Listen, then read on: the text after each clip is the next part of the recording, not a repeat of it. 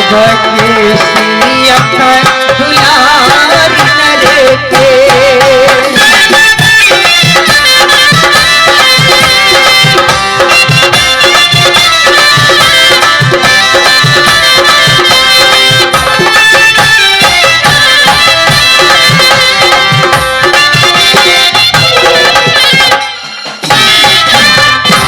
माता बहन संत भगवान भाई बंधु, मेरी नैहर कौशलपुर, पिताजी के नाम कौशल सिंह और मेरा नाम रखे केस्या। जब मैं छोटी थी तो बड़े ही लाड़ प्यार से मेरे माता पिता मुझे पाले। धीरे धीरे जब मैं सियान हुई यानी विवाह योग हुई तो मेरे पिताजी मेरे योग दूल्हा ढूंढने लगे। दूल्हा ढूंढते ढूंढते राज दिल्ली गए और मेरी योग दूल्हा राज दिल्ली में ढूंढकर मेरा विवाह राज दिल्ली कर दिए।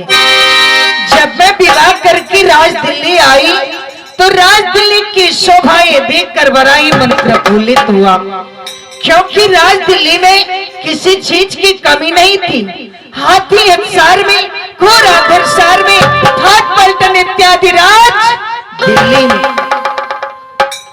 लेकिन बड़े ही दुख की बात है, गौने रात की बात है, जब मैं अपने भवन में बैठी हुई थी उसी समय मेरे स्वामी मेरे भवन में आए। कहने लगे, रानी आज तुमसे एक बात पूछना चाहता हूँ, उसका जवाब सही सही मुझे मिलना चाहिए।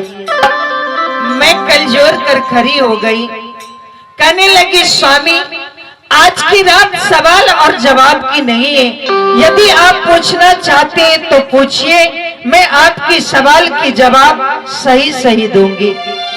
मेरे स्वामी मुझसे कहे, रानी मैं यह बात जानना चाहता हूँ कि तुम किस चीज का पूजा करती हो और किस चीज का पूजा करना चाहती हो। मैं बोली, स्वामीनाथ यदि आप जानना चाहते हैं तो सुनिए। बचपन से जब मैं छोटी थी, जब से मुझे ज्ञान आया, मेरे माता पिता कबीर पंथ के शिष्य थे।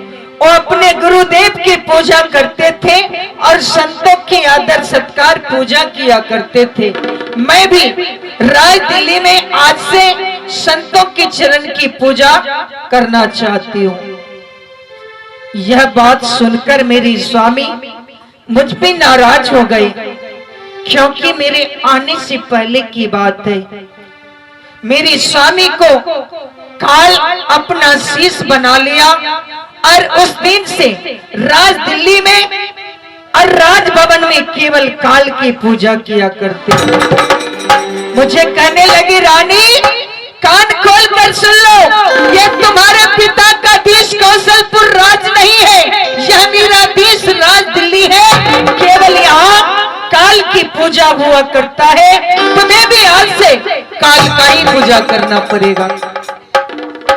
मैं कल जोर के बोलने लगी, स्वामीनाथ जिस काल के बारे में आप मुझे समझा रहे हैं उस काल के बारे में आप जानते भी हैं, यदि नहीं जानते हैं तो सुनिए। काल क्या चीज है स्वामी?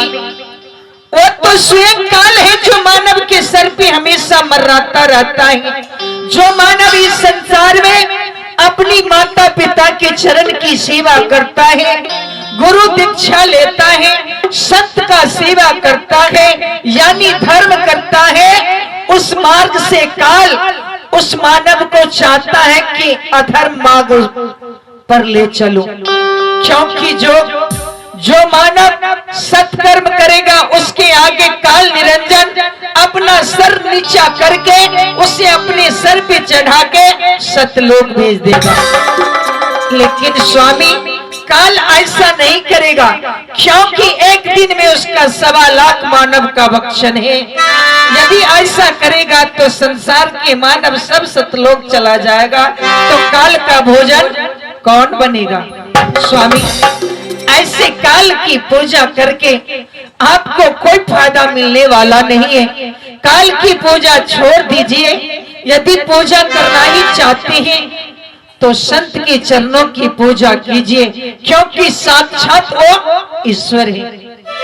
मेरे स्वामी मुझ पे और नाराज हो गए।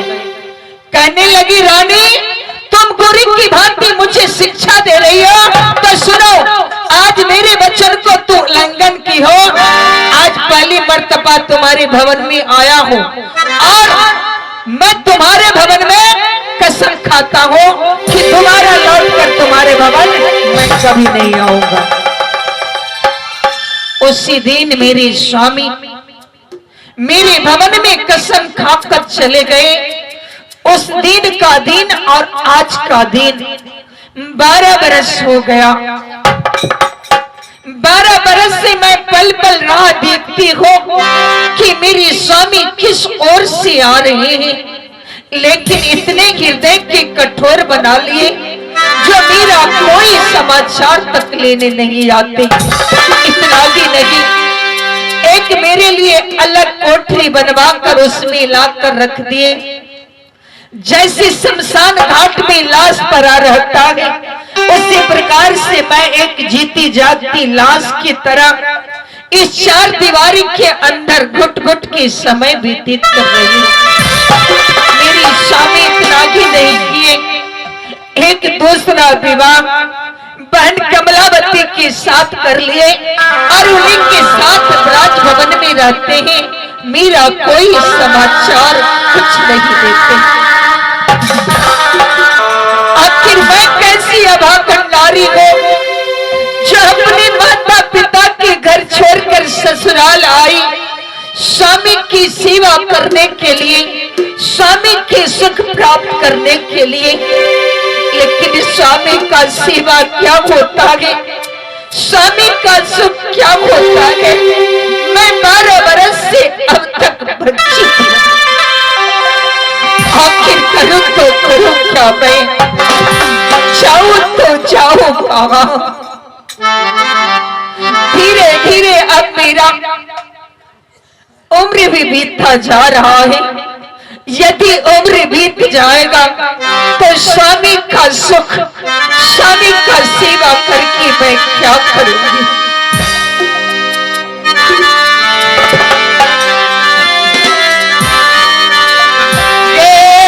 बीत गए सांझ बहिना किया घेती दियारा,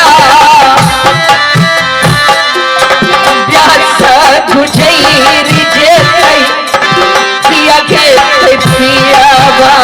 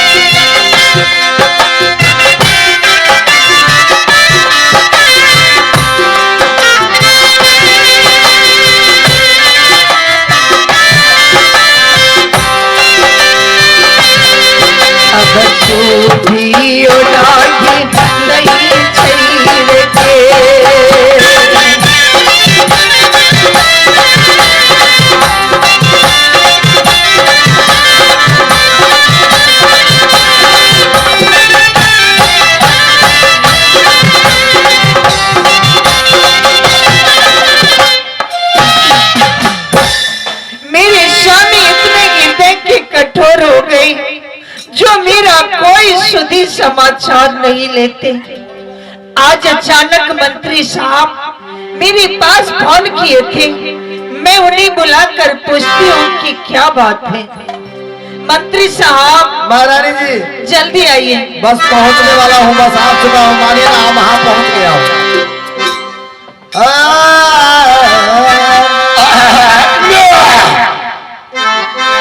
आयो तो प्रथा के